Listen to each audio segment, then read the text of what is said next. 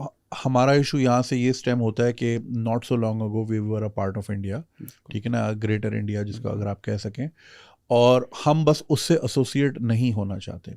So just because हम वहाँ से नहीं होना चाहते, सो वी हम बिल्कुल इसको डिस्कार्ड कर देते हैं कि यहाँ पे कौन कौन से राइटर्स गुजरे, यहाँ पे कौन कौन से जनरल्स गुजरे, या क्या क्या हमारी लेगेसी थी, because we don't want to be part of that side, तो इसलिए हम दूसरी साइड पे देखते हैं। बिल्कुल दैट आप देखें तो इस चीज़ के अंदर भी यू क्वाइट करेक्ट कि हमारे अंदर एक बड़ी डी इंडियाफिकेशन किस्म की आप कह सकते हैं टेंडेंसी हमारे अंदर है, मगर that also stems from the fact कि मोस्ट पाकिस्तानीज आर कंफ्यूज्ड।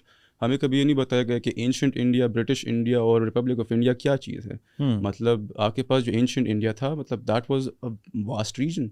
दुनिया में पहले ज़माने में तो कोई ममालिक थे ही नहीं, ज़ाहिर बात है कि रीजन्स हुआ करते थे। एंड एंशिएंट इंडिया के भी आप मल्टीपल वो उठाएं अकाउंट्स उठाएं तो उन सब के अकाउंट्स की इंडिया बेसिकली क्या है, वो डिफ़र करते हैं।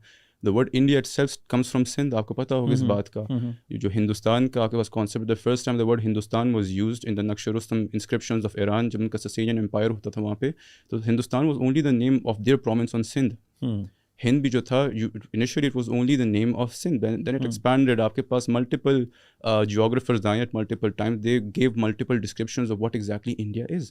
तो यू कैन टीच दैट यार, हिस्टोरिकली ठीक है इस इलाके का नाम एक ज़माने में इंडिया था, मगर आजकल जो जो मुल्क है, we living in the time of nation states. Nation state की कुछ स्पेसिफिक जोग्राफिकल हदूद होते हैं, कुछ बॉर्डर्स होते हैं, उन बॉर्डर्स के अंदर कुछ स्पेसिफिक लोग रह रहे होते हैं, स्पेसिफिक सकाफ़तें होती हैं, स्पेसिफिक लैंग्वेजेस होती हैं।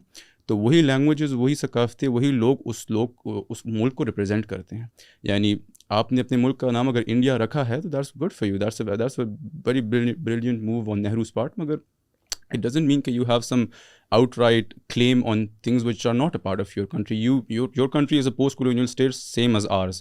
अगर आप लोगों ने अगर वो नाम अडॉप्ट किया, that doesn't mean कि आपको ये सारे लोग जो हैं या सारे इलाके जो हैं इसके ऊपर आपका कोई claim आ गया। You've always been indigenous to your part of South Asia, we've always been indigenous to all parts of South Asia. मगर अनफॉर्चुनेटली वंस अगेन हमारे मुल्क में चीज़ें पढ़ाई नहीं जाती, इनको इन डेप्थ पढ़ाया नहीं जाता कि यार मतलब एक ज़माने में एंशिएंट इंडिया था, then there was a concept of Hindustan, then there was a British India कैसे एक्सपैंड हुआ, शुरू कहाँ से हुआ, ख़त्म कहाँ पे हुआ। तो इस वजह से this tendency of D इंडिफिकेशन in Pakistan.